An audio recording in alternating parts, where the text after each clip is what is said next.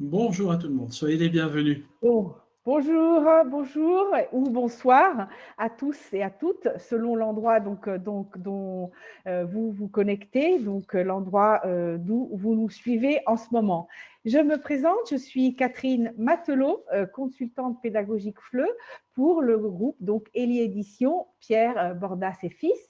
Et aujourd'hui, je vous donne la bienvenue au webinaire organisé par Elie Édition. Et je vous remercie d'être bien si nombreux à participer, surtout des quatre coins du monde.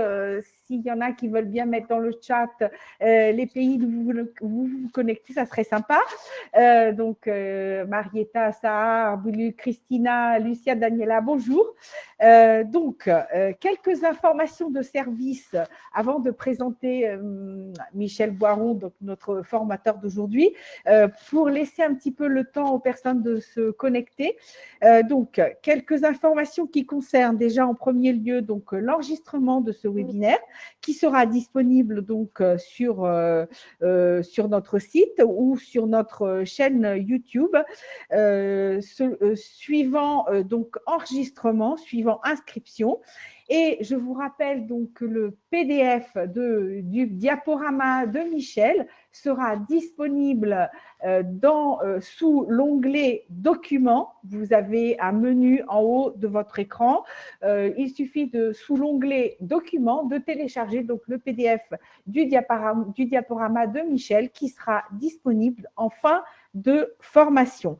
En ce qui concerne l'attestation, à la fin de ce webinaire, vous recevrez directement par mail, plus ou moins 24 heures maximum après cette formation, par mail, je répète, l'attestation de participation à ce webinaire. Avant de laisser la parole à Michel, je voudrais quand même le présenter. Nous avons l'honneur aujourd'hui d'avoir Michel avec nous qui va animer le webinaire « Les clés de la motivation, apprendre à motiver et motiver à apprendre ». Michel est expert, consultant et formateur, FLE. Il a dirigé de nombreux établissements, formateur de formateurs, toujours en français langue étrangère, concepteur de documents pédagogiques, spécialités telles que la motivation, justement, les documents authentiques, les médias, etc. Et je rappelle que Michel a été directeur du CAVILAM, Alliance française, jusqu'en 2022 et qu'il il a à son actif de nombreuses collaborations, disons, prestigieuses, par exemple avec l'Organisation internationale de la francophonie, TV5 Monde, RFI, etc. Tout ça, ça fait beaucoup. Et nous sommes très heureux de laisser la parole à Michel, qui va nous parler des clés de la motivation. C'est à toi, Michel. Merci. Bon, À tout à l'heure. merci beaucoup Catherine, merci aux réseaux. Excuse-moi Michel, j'ai oublié juste une chose, les questions aux participants. Vous pouvez poser vos questions sous l'onglet en haut de votre écran, sous l'onglet questions, auxquelles pourra répondre Michel pendant le webinaire s'il pense que ce soit utile, ou à la fin du webinaire, je vous les transmettrai. Voilà, merci beaucoup. À toi Michel, excuse-moi. Oui, bonjour à tout le monde, soyez les bienvenus dans ce webinaire. Et d'ailleurs, je ne peux voir que vos remarques et vos informations dans l'onglet avec les questions. Donc, même si vous voulez dire un petit bonjour ou tout ça, vous pouvez le faire à partir de l'onglet questions, parce que comme ça, je vois ce qui se passe et donc ça me fait très plaisir.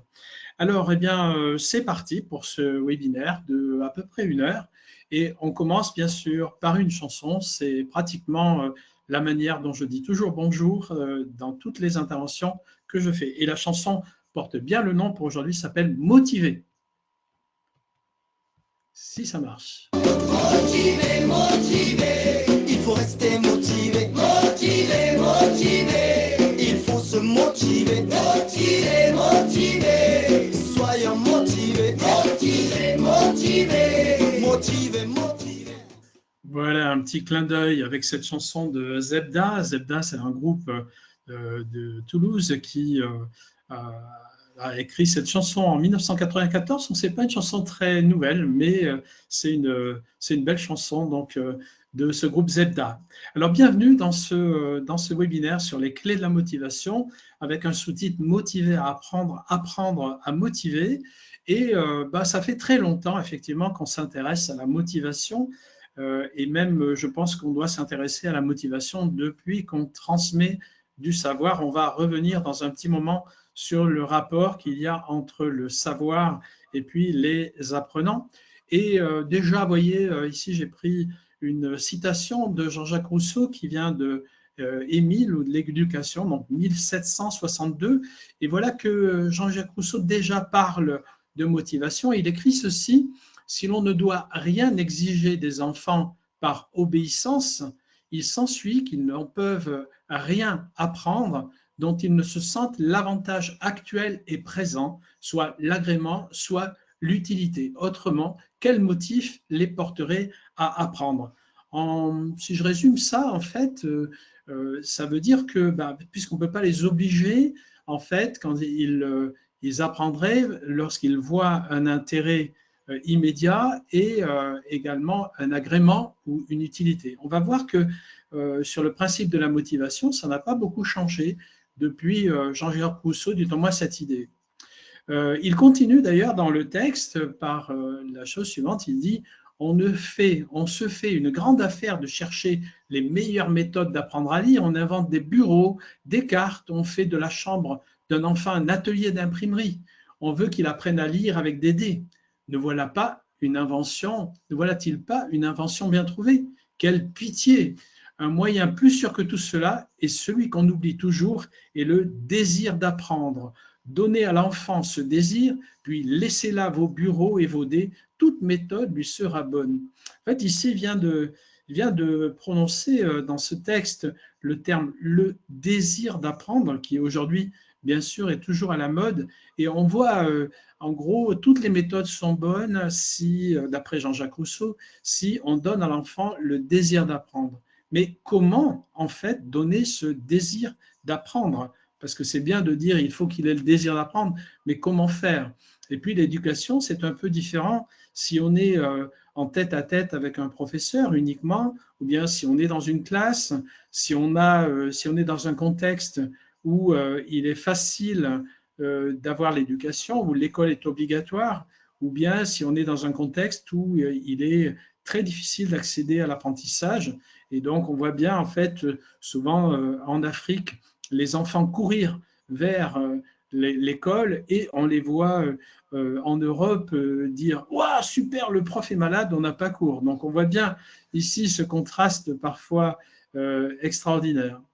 Alors, on va réfléchir justement dans ce webinaire sur ce que c'est que la motivation, comment motiver, et puis je vous donnerai quelques exemples concrets que vous pourrez utiliser bien sûr en classe. Et j'espère que nous aurons un petit peu de temps aussi pour les questions.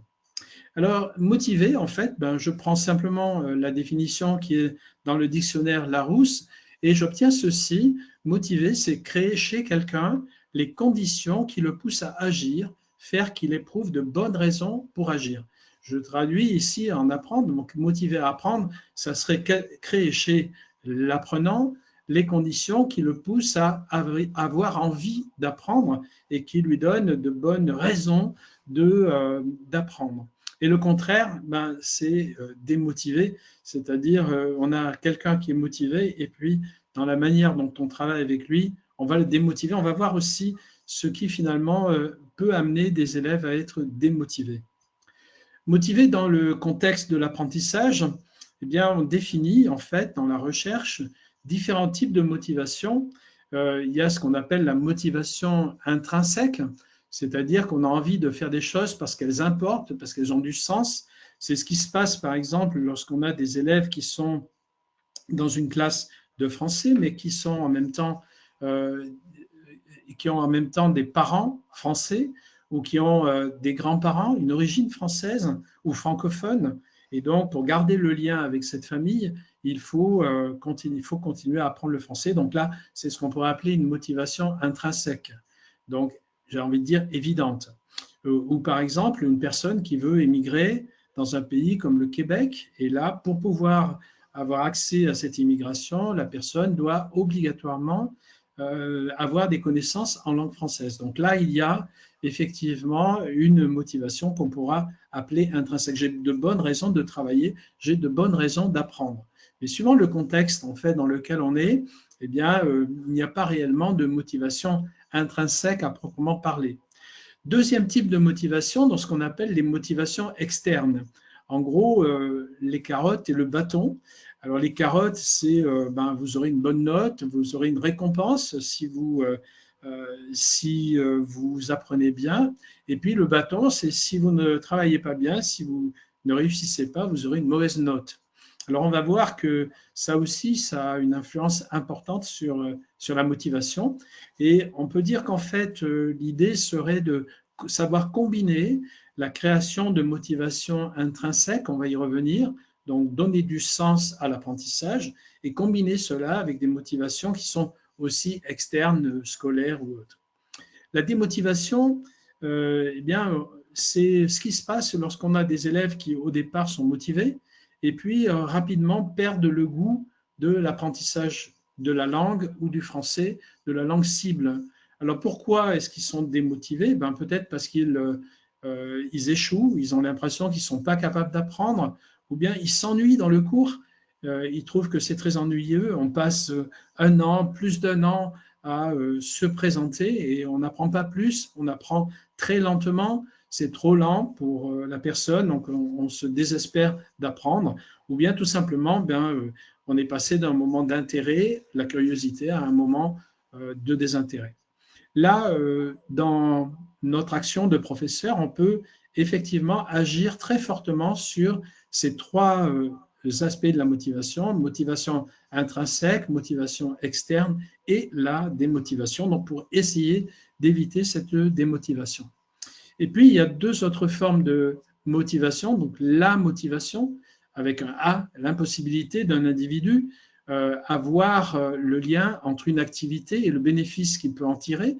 Et là, l'élève n'a pas d'intérêt parce qu'il est bien présent, mais il ne voit pas le succès, le bénéfice qu'il peut tirer de son travail. D'où une forme d'absence de motivation. Là encore, on peut peut-être faire quelque chose pour lui donner, créer de l'intérêt. On va y venir.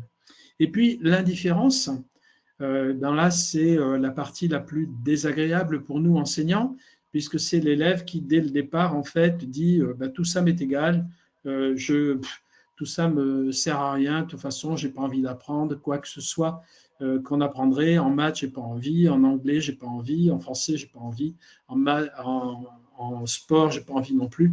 Donc là, il y a une forme effectivement d'amotivation, en fait, d'indifférence qui est très difficile. Alors, comment faire, donc comment progresser pour s'intéresser justement à cette motivation? Première idée, c'est de réfléchir au moteur de motivation. Qu'est-ce qui amène quelqu'un à agir? Qu'est-ce qui amène quelqu'un à progresser et à avoir envie de faire quelque chose? Alors, il existe de très, très nombreuses études et j'ai choisi pour vous aujourd'hui de partir de deux études très connues, en tout cas une est très connue, et elle a été développée par un Américain qui s'appelle Maslow, déjà de façon assez ancienne, en 1943, dans un texte, dans un article qui s'appelait A Theory of Human Motivation, et qui était en fait une étude sur le marketing, sur qu'est-ce qui pousse les personnes à acheter ou bien à faire quelque chose. Et Maslow, en fait, a défini ce qu'on a appelé la pyramide de Maslow. Il a défini 5 besoins, needs en anglais, essentiels. Le premier besoin, c'est les besoins physiologiques, manger, dormir, se nourrir. Les besoins de sécurité, avoir un toit, pouvoir traverser une rue sans risquer pour sa vie. On voit que ces deux besoins primaires ici, certes, paraissent essentiels, mais on peut dire que malheureusement aujourd'hui, dans notre contexte de vie actuelle, malheureusement, ces besoins physiologiques et ces besoins de sécurité ne sont pas accessibles à toute la population et en tout cas pas accessibles à tous les enfants. Et bien sûr, c'est assez attristant. Troisième besoin que Maslow a mis en évidence, c'est un besoin qui va nous être, nous, très utile et sur lequel on va beaucoup réfléchir, et c'est le besoin d'appartenance et de relation. On a besoin d'avoir le sentiment d'appartenir à une famille, d'appartenir à un groupe, d'appartenir à une communauté, et on a besoin d'entretenir des relations. Et donc, on va travailler là-dessus parce que ça va être vraiment un besoin important. Le besoin d'être reconnu, c'est-à-dire, voilà, tiens, je suis là, j'existe, on m'a vu, et reconnaître en français a deux sens, reconnaître quelqu'un parce qu'on le connaît déjà, et puis reconnaître parce qu'on voit, on reconnaît l'effort qui a été produit par une personne. Donc ce besoin un peu double, le besoin d'être vu, d'être aperçu, d'être perçu, et le besoin d'être reconnu pour les efforts qu'on fait. Et enfin, le besoin de réalisation de soi, c'est-à-dire l'idée qu'on a besoin de se voir grandir, d'avoir une bonne image de soi-même à travers un développement. Je rappelle cette phrase très célèbre qui est « Aide-moi à devenir qui je suis, aide-moi à devenir moi-même » et non pas « change-moi ». Donc on voit ici ces 5 besoins de base. On a appelé ça la pyramide de Maslow parce qu'il a hiérarchisé ces besoins, mais finalement, ces 5 besoins sont simultanément présents chez un individu, et dès qu'on a satisfait les besoins physiologiques et les besoins de sécurité, eh bien, les autres besoins, le besoin d'appartenance, de relation, le besoin d'être reconnu et le besoin de réalisation de soi arrivent effectivement comme prioritaires. Une autre étude, celle de Cécile Delannoy, qui est une chercheuse qui a beaucoup travaillé aussi sur l'autisme, a identifié dans un texte 5 désirs. On est passé du besoin need en anglais au mot désir, l'envie d'eux. Donc on va retrouver un peu les mêmes idées que celles de Maslow, mais traduites dans un langage plus éducatif. Donc le désir de ressembler, on retrouve ici le désir d'appartenir à un groupe, d'être comme les autres, le désir d'estime, c'est-à-dire j'ai besoin de m'estimer moi-même et d'estimer les autres, le désir de recherche de sens, c'est-à-dire qu'on n'a pas du tout envie de ne pas savoir pourquoi on fait les choses, de trouver que ce que l'on fait est stupide, au contraire, ce dont on a besoin, c'est de trouver du sens dans les activités que l'on fait. D'ailleurs, au niveau sociétal, aujourd'hui, on dit que très souvent les jeunes, par rapport à leur vie professionnelle, souhaitent trouver un travail, un métier dans lequel il y a du sens. Et c'est un des moteurs essentiels de la vie. Le désir de réussite, très important, bien sûr.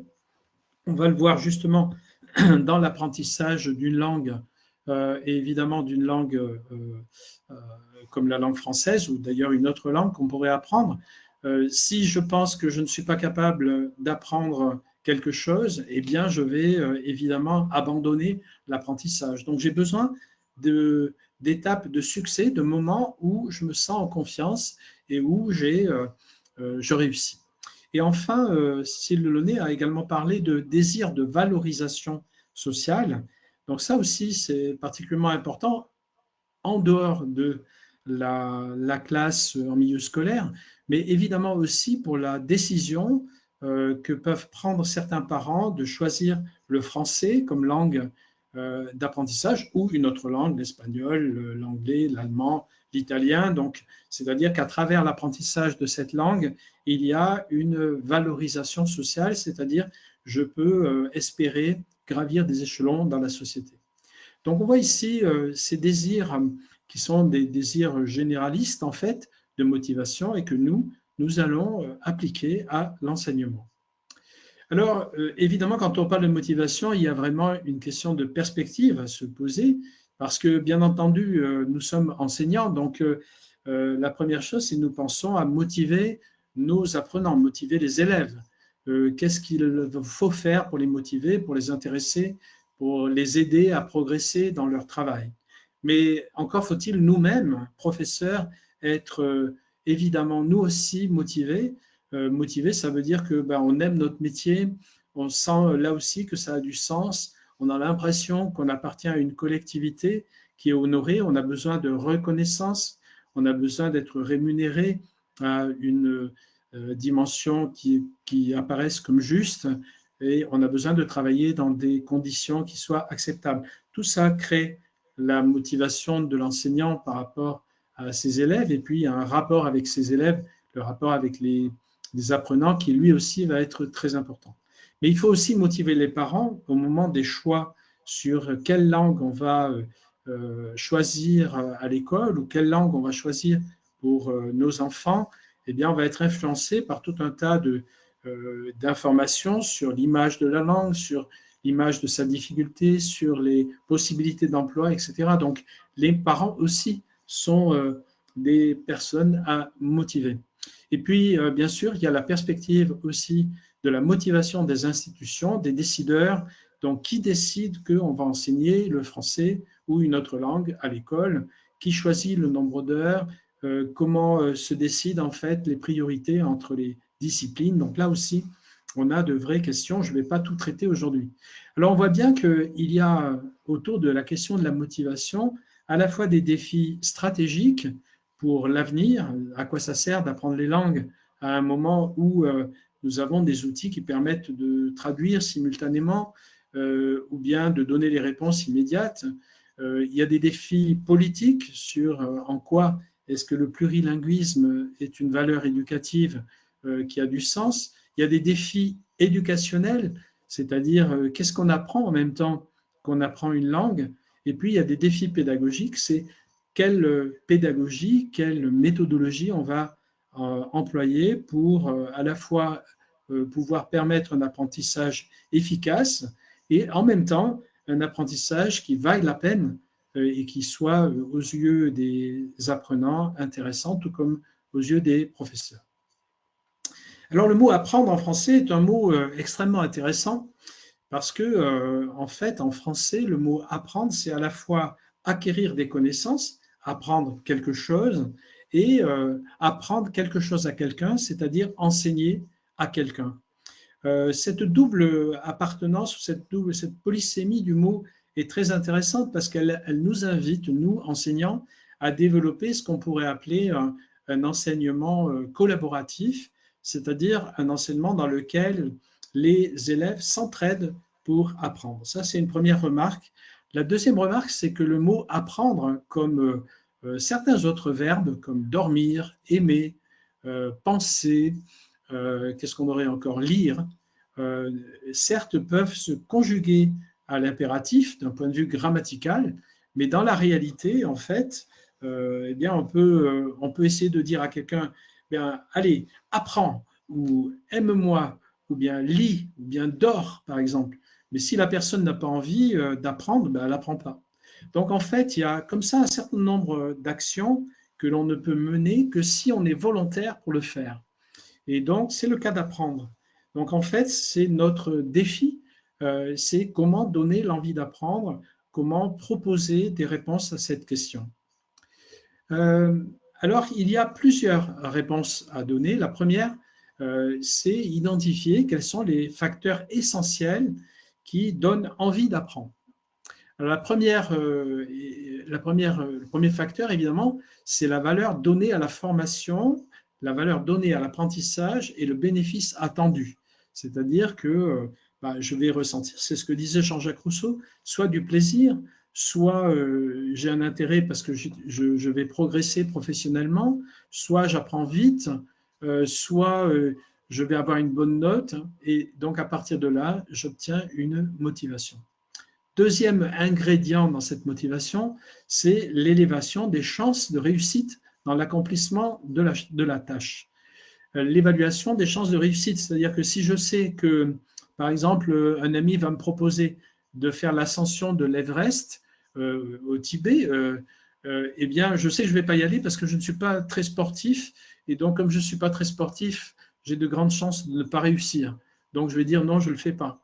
De la même manière, en fait, pour les élèves, s'ils ont l'impression qu'ils ne vont pas réussir à apprendre, eh bien, ils vont arrêter de travailler.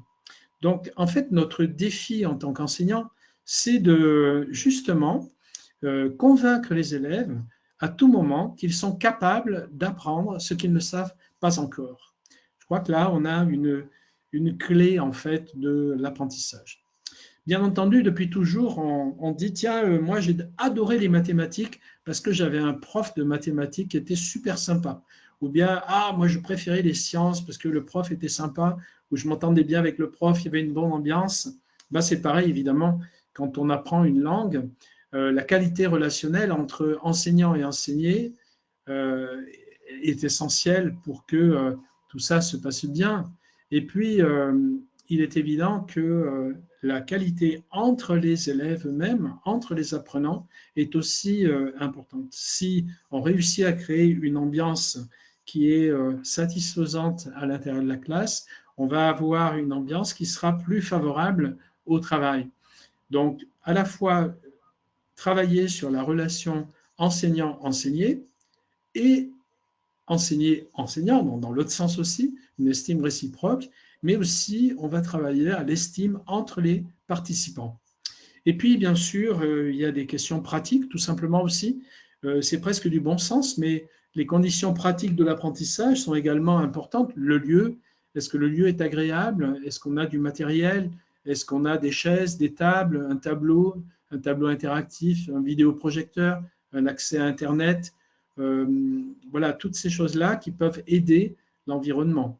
L'environnement, c'est aussi les odeurs, c'est aussi est-ce qu'il y a des plantes, est-ce qu'on est dans un endroit en danger, comme c'est le cas dans certains lieux, malheureusement. Donc, tout ça va jouer un rôle. Et le contexte de l'apprentissage, c'est-à-dire aussi la valeur qui est donnée à l'apprentissage de cette langue ou des langues dans l'environnement dans lequel je me trouve. Donc, voilà les facteurs essentiels pour pouvoir apprendre. Ensuite, apprendre, eh bien, il y a des contraintes ou il y a des conditions qui ont été mises en valeur par ce qu'on appelle les neurosciences. Et la première chose, c'est savoir capter l'attention. Si les participants ne sont pas attentifs, eh bien, évidemment, ils n'apprennent pas. Donc, la première chose, une première règle quand on entre dans une classe, c'est capter l'attention pour obtenir l'engagement actif des participants, ce qu'on appelle aussi l'agentivité. Donc, en fait, première chose, capter l'attention. Nous sommes dans le cours de français, nous sommes dans le cours de langue. Aujourd'hui, le cours commence. Deuxièmement, deuxième approche, l'engagement actif. Voilà, nous sommes ensemble, nous avons un contrat ensemble qui est que nous travaillons pour apprendre quelque chose ensemble. Et donc voilà, je fais ma part, je suis enseignant, je suis un professionnel de l'enseignement, vous êtes des professionnels de l'apprentissage, vous les apprenants, et donc on va apprendre ensemble. Donc, première chose, l'attention. Deuxième chose, l'engagement actif et l'engagement actif dans la durée, puisque apprendre, ça demande toujours des efforts. Et ce qui est essentiel pour pouvoir réussir en fait l'apprentissage, c'est la valorisation des signaux d'erreur et de surprise par la correction successive et l'élimination des hypothèses erronées. En fait, si on veut apprendre, il faut impérativement faire des fautes. Si on ne peut pas faire de fautes, on n'apprend pas. Si on ne fait pas de fautes, ça veut dire aussi que on sait déjà, donc on n'est pas en train d'apprendre. Donc en fait, le principe même dans l'apprentissage de développer en fait une pédagogie de l'erreur, c'est-à-dire en fait que les apprenants travaillent, dans le cadre de leur travail, ils font des erreurs et ils corrigent ces erreurs en commun ou avec l'aide du professeur. Et ensuite, donc, c'est un apprentissage, c'est un processus qui est lent, qui prend du temps et qui demande des efforts.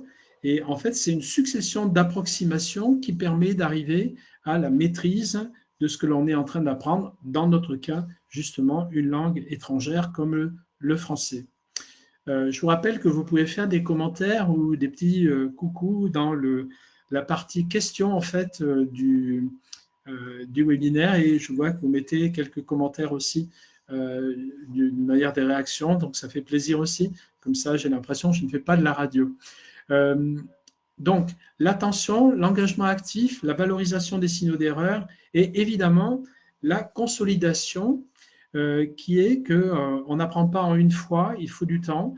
Et quelque chose est très important dans l'apprentissage, c'est justement la répétition et le sommeil. En fait, apprendre, c'est oublier. On apprend et quelques heures après, quelques secondes après, je ne me souviens plus de ce que j'ai appris. Et donc, c'est pendant le sommeil que les choses vont être retravaillées et donc vont être acquises dans la durée. Alors, je n'ai pas inventé tout ça, ce sont les neurosciences. Vous avez un ouvrage de Stanislav Dehaene qui s'appelle « Apprendre les talents du cerveau, le défi des machines », donc qui est publié en 2018. Il y a bien d'autres ouvrages. Alors, se pose une question, bien entendu, en 2025-2026, sur la relation au savoir. Aujourd'hui, c'est un nouveau défi. Et je vais citer ici Philippe Mérieux, qui est un des grands pédagogues français actuels et qui, dans une conférence récente, le 19 novembre 2025 au Sénégal, a dit exactement ceci: il ne faut pas croire que les élèves désirent apprendre. Ils désirent savoir et, si possible, savoir sans apprendre. Parce que apprendre, ça demande du temps et des efforts. Ils désirent savoir et ils pensent qu'on peut tout savoir et très vite, parce que l'on a maintenant des petits appareils qui sont dans la poche. Alors effectivement, il y a une évolution du rapport au savoir avec les nouveaux outils, avec les intelligences artificielles, avec l'idée qu'aujourd'hui, j'ai besoin d'une information, je vais sur Internet, j'ai l'information immédiatement. Je veux traduire une phrase, pourquoi passer du temps à faire des efforts pour apprendre alors que j'ai immédiatement la réponse qui peut m'être donnée par une machine? On voit bien ici que nous, dans notre travail de professeur, nous devons nous interroger justement sur ce qu'apporte l'enseignement et l'apprentissage d'une langue, en plus simplement du savoir-faire de parler une langue. Et c'est ce que nous allons voir dans les minutes qui viennent. Une très bonne question aussi à se poser, donc dans un ouvrage de Michel Saint-Onge, et qui était « Moi j'enseigne, mais eux apprennent-ils » Par exemple, là, je suis en train de faire une conférence dans laquelle j'ai peu d'interaction avec vous, si ce n'est vos petites remarques amicales. Et si j'étais dans une classe, je dirais qu'il n'y a pas de pédagogie universelle. Il y a toujours une pédagogie adaptée au contexte, mais il y a une bonne et une mauvaise pédagogie. La mauvaise pédagogie, c'est celle où le prof parle tout le temps, comme je suis en train de faire, et la bonne pédagogie, ce serait celle où ce sont les apprenants qui sont actifs et qui justement apprennent. Alors, une constatation pour nous un peu triste peut-être, c'est que dans beaucoup de pays, pour les élèves, le français n'est pas une langue. Le français, c'est une matière scolaire. C'est-à-dire, en fait, ça ne sert à rien, ça sert à avoir des notes et c'est tout, en fait. Et en fait, chez beaucoup d'élèves, c'est la manière de voir cette matière. Et donc, en fait, notre métier, en dehors de tout ce que je viens de raconter sur l'éducation, c'est finalement de faire que nos élèves reprennent en main cette langue que nous enseignons et que pour eux, ça devienne une langue vivante. C'est-à-dire qu'une langue, c'est fait pour communiquer, c'est fait pour interagir ensemble, c'est fait pour acquérir des connaissances et c'est aussi une matière scolaire, mais ce n'est pas ça d'abord. Alors, on a vu en fait quels étaient le contexte, la motivation d'une manière générale, et aujourd'hui, nous allons essayer de trouver quelques idées concrètes que l'on peut mettre en place dans la classe. Alors, quelles sont les clés de la motivation et comment faire pour faire entrer cette motivation au quotidien dans une classe? La première chose, c'est travailler au bien-être et à une relation positive entre apprenants et apprenants. Donc, faire que les apprenants, le groupe apprenant s'entende bien et la relation, travailler étroitement à la relation enseignant-apprenant, c'est-à-dire, si possible, développer une estime réciproque. L'idée, c'est renforcer chez l'élève et chez le professeur l'estime de soi et l'estime des autres. En gros, je suis intelligent, je suis un bon prof, j'ai la chance de faire ce métier, j'adore ce métier. Et il faudrait que les élèves, eux, les apprenants, pensent finalement, nous avons beaucoup de chance d'être là aujourd'hui et d'apprendre le français ou d'apprendre cette langue avec notre enseignant qui est là aujourd'hui présent. Et pour cela, on va travailler beaucoup à renforcer l'impression d'appartenance au groupe, ce qui est un moteur de motivation dont nous avons déjà parlé.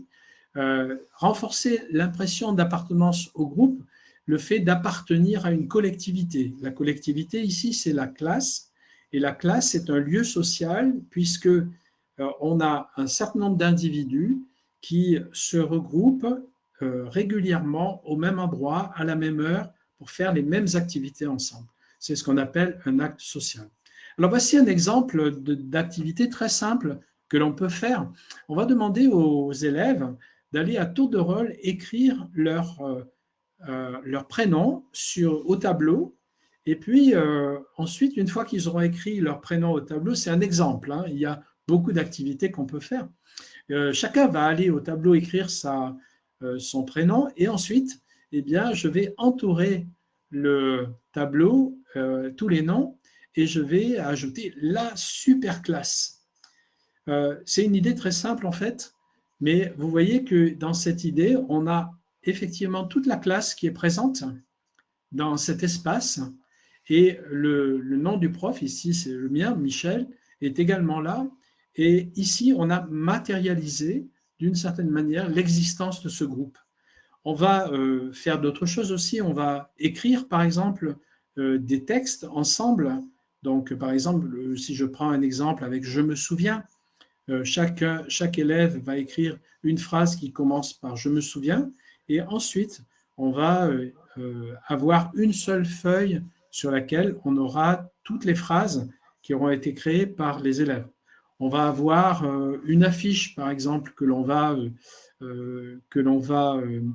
fabriquer ensemble. C'est-à-dire qu'ici, par exemple, on avait les prénoms de la classe, mais on peut très bien aussi changer un petit peu et dire, tiens, pas les prénoms, mais aujourd'hui, on va mettre un mot français qu'on a appris dans les 3 dernières semaines. Et là aussi, chaque élève vient au tableau et écrit un mot, un seul mot, et on a, à travers cette image, déjà, l'existence de ce groupe. En gros, l'idée, c'est ça, fondamentalement, travailler en permanence à créer cette cohésion à l'intérieur du groupe pour que les élèves travaillent ensemble. L'idée aussi, c'est créer une pédagogie du sens. Ça veut dire quoi? Ça veut dire éviter les activités qui n'ont pas d'autre objectif que de faire des phrases en français ou dans la langue cible. Par exemple, si nous regardons ensemble une image et je dis « décrivez l'image », on voit bien, tout le monde voit l'image et décrire l'image, c'est un seul élève qui va décrire l'image. Ça n'a pas beaucoup d'intérêt parce qu'il n'y a pas de transmission d'informations. Si par exemple chaque élève un élève sur 2 a une image différente et il demande, sans montrer cette image, il demande à un autre élève de dessiner cette image avec les descriptions qu'il fait de l'image, eh bien là, on a une transmission d'informations. Donc ça a du sens, même si c'est un exercice, en même temps qu'un jeu. L'idée aussi, c'est rendre l'apprentissage tangible, quelque chose dont on voit les résultats, les progrès, valoriser l'effort. Par exemple, on va dire, tiens, dans les 2 prochaines semaines, on va apprendre, par exemple, à présenter un projet d'avenir. Et donc, on va présenter un projet, par exemple, comment sera l'automobile dans le futur. Et après, on va essayer de faire dessiner une automobile. Et puis, chaque étudiant, chaque apprenant devra décrire en fait cette automobile en 2 ou 3 phrases. Elle roulera très vite, etc. Et ensuite, on affichera ces portraits, en fait, ces dessins avec le texte. Et d'une certaine manière, on voit le résultat du travail. On va aussi, par exemple, faire plusieurs enregistrements avec, par exemple, présentez-vous en français, puis on fait une fois, puis on le fait 2 mois après, et ensuite on compare les enregistrements, et là, on verra que les participants ont développé des compétences langagières et ils vont le remarquer. Je parle mieux français aujourd'hui que je parlais avant. Des petites choses comme ça qui donnent du sens aux activités et qui font qu'on arrive à un apprentissage conscient. Petit conseil d'amis aussi pour vous qui êtes là, c'est ne jamais dire aux élèves que ce que l'on va faire est facile. Alors pourquoi il ne faut jamais dire que ce que l'on va faire est facile? Parce que si je dis que ce que l'on va faire est facile, eh bien forcément, si un élève ne réussit pas, eh bien il va dire je suis bête alors, puisque je ne réussis pas, il a dit que c'était facile, ou elle a dit que c'était facile et je ne réussis pas. Donc franchement, pour moi, le français c'est trop difficile. Alors si je pense que le français c'est trop difficile, je vais arrêter d'apprendre. Donc en fait, l'idée, ce n'est pas de dire vous allez voir c'est facile, mais de dire ce n'est pas facile, mais faites-moi confiance, vous allez réussir.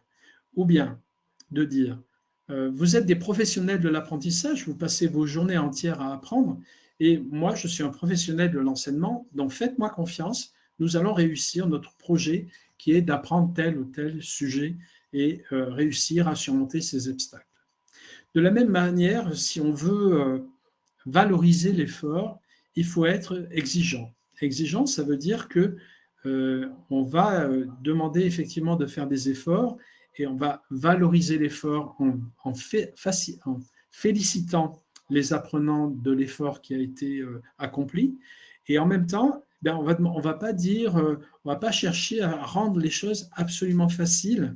Ce qu'on va faire, c'est développer un apprentissage collaboratif de façon à ce que les apprenants qui ont une difficulté s'entraident en fait avec d'autres apprenants pour progresser.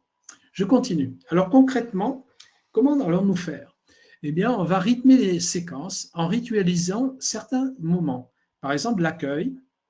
Donc, l'idée de dire bonjour en fait, mais aussi dans les toutes premières minutes du cours, s'arranger pour que si la classe, même à 30 élèves, on va s'arranger pour que tous les apprenants aient prononcé un mot au moins en français. Donc, dans chaque début de cours, il va y avoir comme ça un petit rituel de prise de contact qui va être peut-être simplement, on dit de quelle est l'humeur du jour. Oh, aujourd'hui, je suis en forme, aujourd'hui, je suis fatigué, tout ça. Ou bien, comme tout à l'heure, au début de cette intervention, on va passer 30 secondes d'une chanson, par exemple. Alors, pourquoi 30 secondes et pas la chanson en entier? Ben, c'est tout simplement parce qu'une chanson, ça fait 3 minutes 30. Et donc, pour les élèves qui, a priori, n'aiment pas la chanson française, c'est un peu long.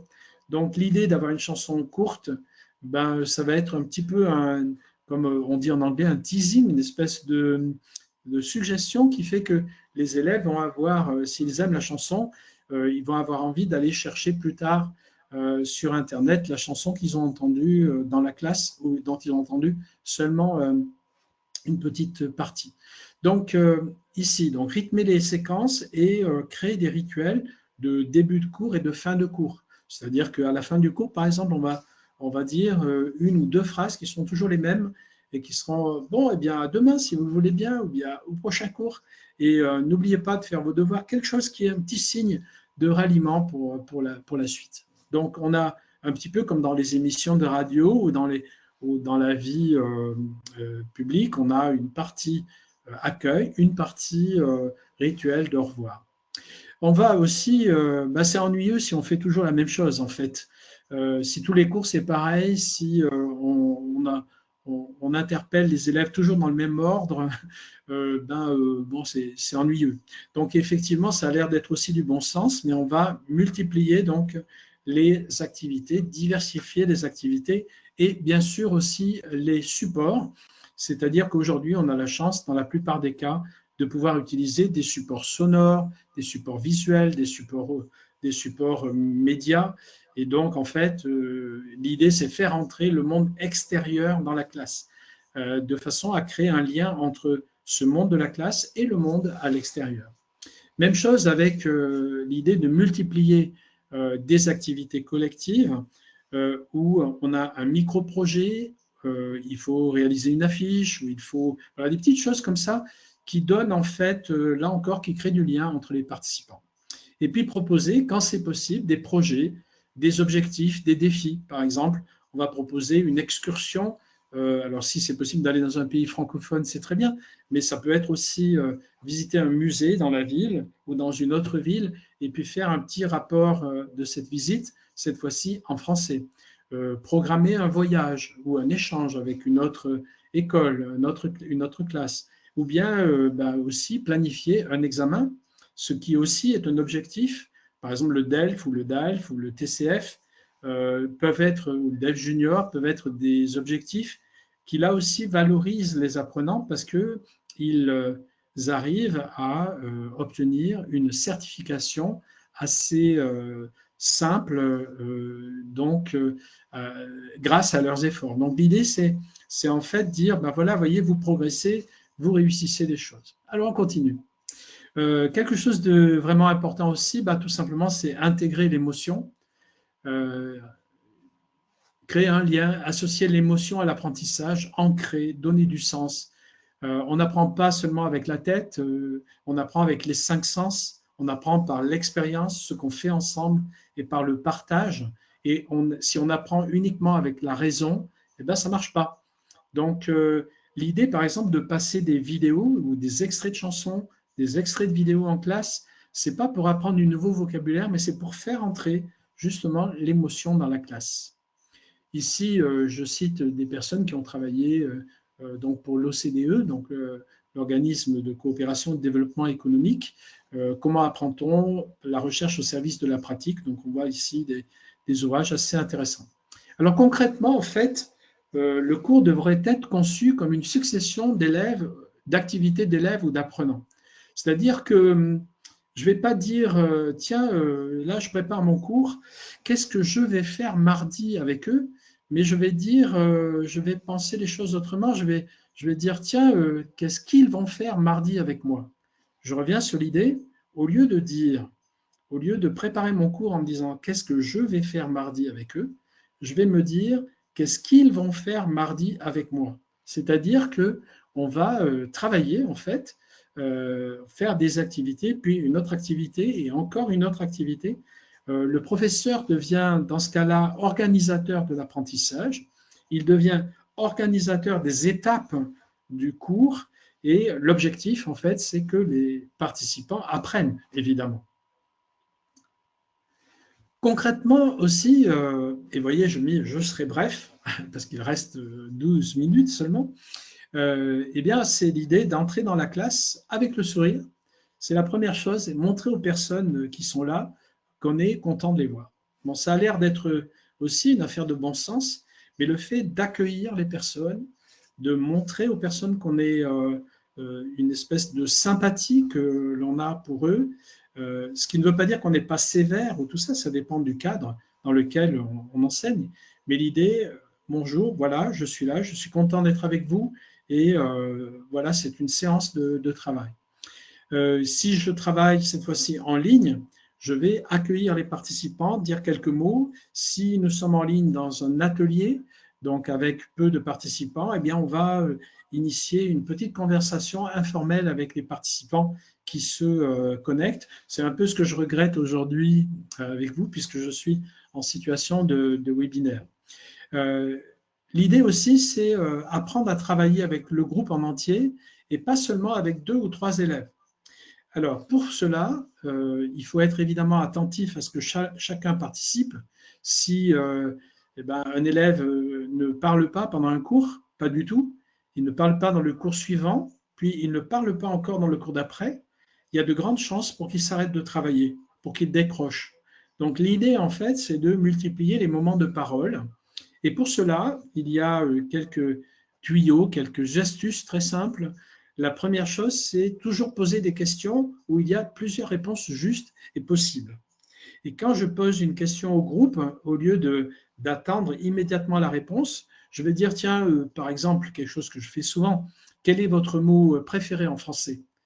Et je pose la question, et puis je dis, ne répondez pas tout de suite, réfléchissez pendant quelques secondes, et après seulement, quand tout le monde a trouvé une réponse, on lève le bras, et quand tout le monde a trouvé une réponse, à ce moment-là, je fais le tour de table et chacun donne une réponse. Donc, je pose une question, au lieu d'attendre la réponse immédiate, j'attends quelques secondes avant de demander les réponses. Quand les élèves ont levé le bras, donc cette fois-ci pas un élève, mais pratiquement tous les élèves, donc je sais que tout le monde a quelque chose à dire. Donc, souvent, au début d'un cours, je travaille comme ça pour obtenir une phrase isolée en français, ce qui va permettre de faire parler le plus de personnes possible. Et puis, autre astuce aussi, c'est donc transformer les questions en micro-tâches. Qu'est-ce que ça veut dire? Ça veut dire qu'au lieu de dire, par exemple, quels mots connaissez-vous qui contiennent le son A en français? Quels mots connaissez-vous qui contiennent le son A en français? Je vais dire aux élèves, à deux, faites la liste de 10 mots que vous connaissez qui contiennent le son A en français. Donc, immédiatement, les élèves travaillent à deux, en 2 minutes. Ils doivent trouver ces mots et ils vont évidemment comparer leurs connaissances et s'entraider pour réussir à faire cette micro-tâche. Cela permet de multiplier en fait les moments où les élèves s'entraident et ça met en place donc une technique d'entraide, d'enseignement et d'apprentissage collaboratif entre élèves. Nous arrivons presque à la fin. Ici, évidemment aussi, motiver à apprendre, c'est mettre en place des projets communs qui mettent en valeur le groupe dans son ensemble. Par exemple, on va cuisiner ensemble, ou bien on va faire un projet, une pièce de théâtre, par exemple, ou un micro-spectacle, ou faire une enquête dans toute l'école, et chaque élève va devoir aller chercher des réponses. On voit ici, en fait, de nombreuses solutions qui peuvent se présenter. Voici un exemple avec, par exemple, quelque chose que j'ai fait aussi. Donc, quelle qualité faut-il avoir pour être une grande championne, un grand champion? Donc, on va demander aux participants de réfléchir un petit moment à ces qualités.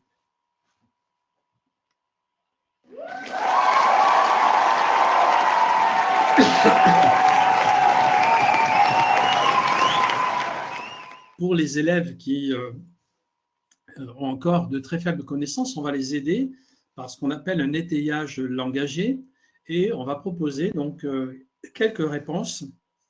Ici, être fort, être courageux, être en forme, et les élèves vont choisir parmi ces phrases, mais ils peuvent ajouter évidemment d'autres choses. Et ensuite, eh bien, on va enregistrer les réponses et on va le faire en faisant un tour de table comme ça avec un téléphone, tout simplement, et ça donne ceci. Quelle qualité faut-il avoir pour être un grand champion? La persévérance. Il faut avoir des objectifs. Il faut avoir de l'endurance. La ténacité. La discipline. Il faut avoir de l'énergie. Il faut être motivé. Il faut avoir des personnes ou une famille qui t'aide, qui te soutient. Oui, merci. Merci beaucoup. Voilà un petit exemple, donc c'est-à-dire que on a fait faire l'exercice et ensuite on a enregistré les réponses élève par élève, chacun a donné une réponse et après on a donc un enregistrement collectif qui va rester une des pièces qui vont montrer, comme on l'a vu avec le tableau, avec le groupe, chacun avait mis son prénom. Ici, on va avoir un enregistrement où on va avoir la voix de chaque élève. Alors, je vais terminer par quelques exemples qui sont proposés par les éditions Bordas. Je ne fais pas partie des éditions Bordas, mais j'ai regardé ce qu'ils proposent et on retrouve effectivement des activités qui sont motivantes pour la classe à travers donc les deux ouvrages, Léo et Théo, et puis Action FLE par exemple. Et voici quelques exemples. Par exemple, comment réussir, comment motiver? Eh bien, en faisant quelque chose ensemble. Par exemple, chanter, jouer, créer, résoudre des énigmes. Et donc, on voit ici un exemple avec écoute, chante et mime. Donc, on fait quelque chose ensemble. Un autre exemple ici, on va fabriquer des marionnettes dans un autre passage du livre. Donc, fabrique tes marionnettes, il te faut, donc on a besoin de matériel, et ensuite on fabrique. Et après, eh ben, effectivement, on va jouer avec ce que l'on a créé. On va jouer à l'intérieur de la classe. On va faire un jeu de rôle en utilisant les petites marionnettes qu'on a créées. On voit bien ici un processus dans lequel, là, c'est pour les enfants sont ensemble, ils créent quelque chose ensemble, et ensuite, ils utilisent ce qu'ils ont créé pour travailler une activité langagière. Là, on est dans de la pédagogie active, de la pédagogie collaborative, et je suis prêt à parier que ça fait plaisir. Même chose aussi, donc encore une fois sur faire quelque chose ensemble. On voit ici un autre exemple avec un jeu des saveurs. Vous avez par exemple divisé la classe en groupes. Chaque groupe réfléchit et apporte des aliments différents correspondant à chaque saveur, sucré, salé, acide, amer. En classe, on découpe les aliments en petits morceaux et on procède à la dégustation les yeux bandés. Et évidemment, les élèves doivent deviner en fait quels sont les aliments qu'ils sont en train de goûter avec, en partant en fait de la dégustation à l'aveugle. C'est assez intéressant de faire ça parce qu'on voit bien ici, il y a un élément qui est expérientiel, c'est-à-dire on est en train de faire quelque chose, de vivre quelque chose ensemble qui va être associé au français dans ce cas-là, ou à une autre langue si on enseigne une autre langue. Donc c'est bien l'idée, vivre quelque chose ensemble de façon à associer l'apprentissage de la langue à une expérience vécue en commun. Même chose aussi dans Action FLE, donc là je ne vais pas prendre beaucoup d'exemples, mais on voit que qu'est-ce qu'on apprend en même temps qu'on apprend le français? Alors on apprend des choses sur la France et sur la francophonie, très bien. On apprend à distinguer les saveurs, très bien. On apprend à faire des marionnettes, pourquoi pas. Mais à un niveau plus élevé, eh bien, on doit apprendre aussi à développer les compétences importantes, les compétences de vie importantes au XXIe siècle. Alors de quoi s'agit-il? Il s'agit de la compétence communicative, la capacité à exprimer des idées. Ça, c'est vrai en français, mais évidemment, c'est vrai aussi dans sa langue maternelle. La compétence collaborative, le fait de travailler ensemble pour créer quelque chose. La créativité, donc créer quelque chose ensemble, faire des hypothèses. L'esprit critique et la résolution de problèmes, c'est-à-dire regarder un support, l'analyser, proposer des solutions. Et puis la compétence inter- et pluriculturelle, c'est-à-dire qu'on apprend le français. Apprendre le français, c'est instaurer un dialogue entre la langue première, sa langue maternelle ou les langues que l'on connaît et la langue française. Et si on apprend l'allemand ou une autre langue, on va instaurer un dialogue entre l'allemand, l'italien et une autre langue. Et ainsi, en fait, on atteint cette compétence plurilingue et pluriculturelle qui est aussi une forme d'apprentissage de la tolérance, du regard, de la curiosité pour les autres. Donc, ce sont des valeurs, effectivement, qu'on pourrait défendre aujourd'hui. La compétence numérique aussi est une compétence aujourd'hui indispensable, c'est-à-dire à la fois utiliser des outils numériques, mais apprendre à utiliser, par exemple, les intelligences artificielles de façon intelligente, justement en ayant un regard critique sur les résultats. Voilà quelques idées, en fait, qui se retrouvent aussi dans ce livre. Et puis, vous avez l'idée, on en a parlé tout à l'heure, je l'évoquais, donc la préparation d'examen. Donc ici, par exemple, le B1, c'est-à-dire avoir des projets qui vont permettre de valoriser l'apprentissage. Et dans le cas de ces examens français, ce sont des examens officiels qui permettent donc à l'élève d'apprendre le français, mais d'avoir une certification officielle, internationale et extrascolaire. Donc c'est particulièrement motivant. Alors, j'ai également identifié chez Bordas pas mal d'outils complémentaires qui peuvent vous aider dans votre travail. Alors ici, par exemple, le français avec des jeux et des activités, donc qui est un ensemble d'ouvrages qui proposent des jeux, donc une interaction entre la langue et l'apprenant, et qui peut être fait, bien entendu, en association avec plusieurs élèves. Vous avez aussi quelque chose d'intéressant avec les cartes à parler. C'est la mise en scène, en fait, d'interactions orales à l'intérieur de la classe à travers des objets qu'on peut manipuler par les mains. Ça aussi, c'est important. On ne fait pas que parler, on manipule en même temps des cartes ou des objets. Vous avez des jeux didactiques, toute une série aussi, qui est assez intéressante, avec des nombres, des images, etc. Là aussi, on se met autour d'une table où on distribue plusieurs jeux. Et donc, ces jeux sont créés pour justement développer des compétences langagières. Donc, on voit le jeu en même temps qui, évidemment, joue un rôle motivant. En conclusion, et je vais terminer avec ça, alors motiver, c'est pas une affaire de baguette magique. Il n'y a pas quelque chose et je fais boum, et puis tous mes élèves vont être motivés. Ça ne marche pas comme ça, en fait. C'est vraiment un processus continu. C'est un engagement à la fois du prof et des élèves, en fait. Et c'est donc l'établissement, dans le cadre de l'apprentissage, qui est toujours compliqué, une relation complice, en fait, entre professeur et élève. Je dis souvent un contrat de complicité attentive. Et l'idée, en fait, quelle que soit la langue enseignée, mais dans ce cas, c'est pour le français, c'est faire du cours de français, du cours de langue, un cours différent, un cours attirant, enthousiasmant, en gros, faire le buzz. C'est-à-dire qu'il faudrait arriver à ce que les élèves, en fait, sortent du cours et aillent raconter à l'extérieur ce qu'ils ont fait dans la classe. Voilà, nous arrivons au bout de notre aventure et je termine, comme j'ai commencé, par une petite chanson.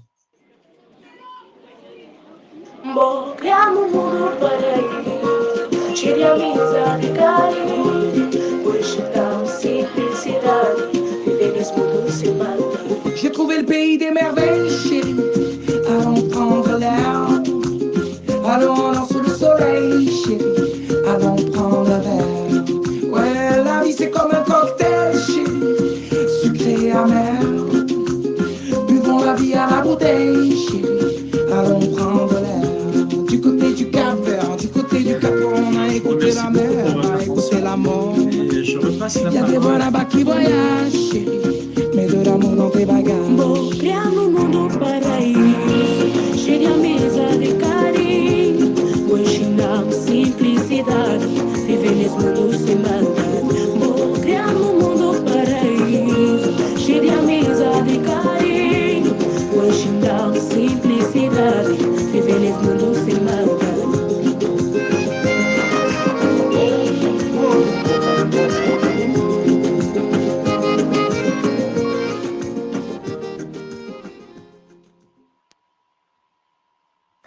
Merci Michel pour cette formation super intéressante. Alors, on n'a vraiment plus beaucoup de temps. Notre temps à disposition est terminé. Mais je voulais juste donc te poser on a le temps encore pour une seule question. Éventuellement, on te passera les questions si éventuellement tu voudras bien y répondre en dehors de cet espace. Donc, il y a eu énormément de questions. Je résume. Je n'ai pas vu de questions dans le chat. Oui, ni dans le... pour la démotivation des élèves à cause de l'intelligence artificielle. On a eu plusieurs questions sur ce thème. Et donc, voilà, si tu pouvais répondre donc un petit peu aux soucis de nos enseignants sur ce thème, qui disent que justement les apprenants, en trouvant toutes les réponses, disons, expriment le fait que, l'opinion que les enseignants ne sont plus très, très motivants pour eux. Voilà. Oui, alors, en fait, on revient ici à la relation par rapport au savoir, c'est-à-dire apprendre, ça demande un effort. Et ce n'est pas évident de pouvoir convaincre les élèves, les apprenants, qu'il faut faire un effort pour apprendre, en fait. Ça, c'est sûr. Mais la solution, en fait, elle est dans ce qu'on a vu. En fait, il y a un certain nombre de réponses à travers les outils que nous avons vus, c'est-à-dire le fait de faire quelque chose ensemble, de vivre une expérience ensemble, par exemple cuisiner ensemble, fabriquer des marionnettes et jouer, préparer un voyage. Il y a comme ça un grand nombre d'activités, préparer une pièce de théâtre, créer des scénettes. Donc, on peut utiliser pour cela l'intelligence artificielle, mais ce qu'on va vivre ensemble, c'est en fait du lien social. Et c'est peut-être en fait le rôle réel de l'enseignement et de l'apprentissage dans le futur. C'est-à-dire, ça ne sera pas l'accès au savoir directement ou l'accès aux compétences qui peut-être sera facilité par d'autres moyens, mais nous aurons une vraie responsabilité et un vrai métier dans la création du lien social et dans ce que j'ai envie de dire en développant notre travail de développer l'intelligence humaine et l'intelligence sociale. C'est peut-être ça le vrai objectif, notre vrai métier d'aujourd'hui et de demain. Voilà. Eh bien, merci pour ce beau message de fin de rencontre. Et donc, je remercie donc encore tous les participants qui ont vraiment été très, très nombreux. Et je remercie bien évidemment Michel Boiron qui, j'espère, j'espère de le retrouver donc pour d'autres rencontres. Et j'invite aussi tous les participants à aller sur notre site pour être informés donc de toutes nos prochaines rencontres. Et voilà. Et je remercie les participants une autre fois. Et voilà. Merci à tous et bon fleu. Au revoir. Au revoir. Au revoir.